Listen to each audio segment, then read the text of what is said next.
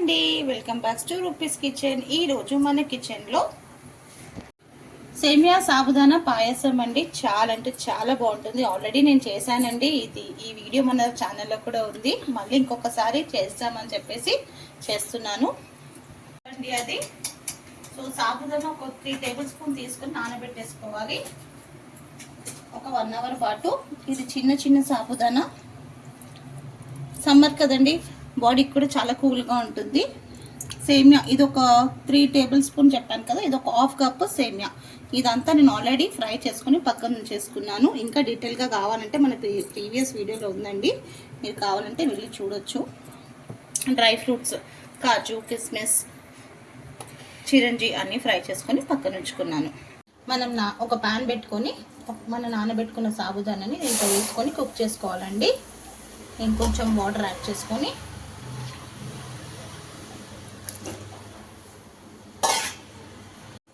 One glass water add చేసుకుని దీన్ని ఉడికించుకుందాం. ఇలా సాబుదానా మంచిగా కలర్ చేంజ్ అయిపోవాలండి. మేమైతే దీన్ని సాబుదానా అంటామండి, కొందరు సగ్గు బియ్యం కూడా అంటారు. ఇలా ట్రాన్స్పరెంట్గా అయిపోవాలి కలర్. ఇప్పుడు దీంట్లో సేమియా, మనం ఫ్రై చేసి పెట్టుకున్న సేమియా యాడ్ చేసేసుకోవాలి. నేను ఆల్రెడీ అన్నీ చేసే పెట్టుకున్నానండి.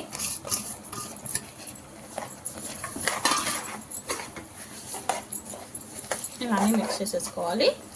ఇప్పుడు ఇలా మిక్స్ చేసేసుకున్నాక వేడి నీళ్ళు నేను కెటల్లో వేడి చేసి పెట్టుకున్నానండి పక్కన. వేడి నీళ్ళు పోస్తే నేను అది ఎందుకు పోసాను మీకు లాస్ట్లో చెప్తాను. ఒక 3 or 4 కప్స్ వేడి నీళ్ళు పోసుకోవాలండి. వేడిగా నేను కెటల్లో వేడి చేసి పెట్టుకున్నాను.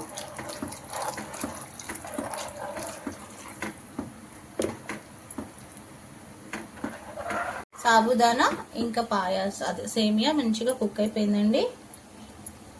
ఇదిగోండి, ఇట్లా బ్రేక్ అయిపోతే కుక్ అయిపోయినట్టు. సో ఇప్పుడు దీంట్లో మనం కాచి పక్కన పెట్టుకున్న పాలు వేసేస్తాం. 1/2 లీటర్.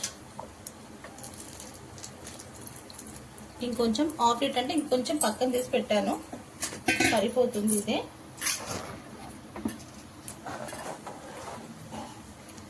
ఇంకా నేను దీంట్లో షుగర్ యాడ్ చేయలేదు. షుగర్ ఇలా పాలు వేసేసుకున్న తర్వాత 1.5 గ్లాస్ షుగర్, మన టీ గ్లాస్ ఉంటుంది కదండి దాంట్లో.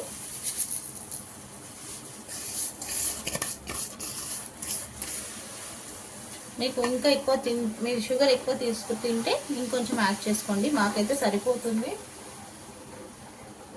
ఇలా షుగర్ వేసేసి బాగా మిక్స్ చేసేసుకోవాలి. నేను వేడి నీళ్ళు ఎందుకు పోసానంటే,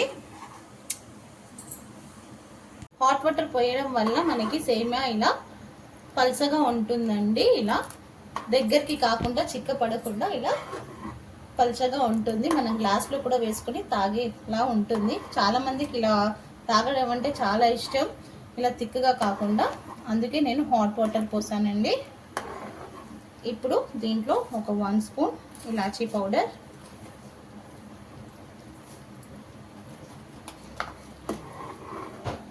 వేసి ఇప్పుడు గ్యాస్ ఆఫ్ చేసేద్దామండి.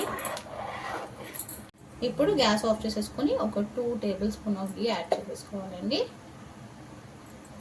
యాడ్ చేసేసుకొని మిక్స్ చేసేసుకుందాం. మీరు ఒక 2-3 అవర్స్ తర్వాత తిన్నా కూడా ఇలానే ఉంటుందండి, చిక్కపడదు, దగ్గరికి కాదు.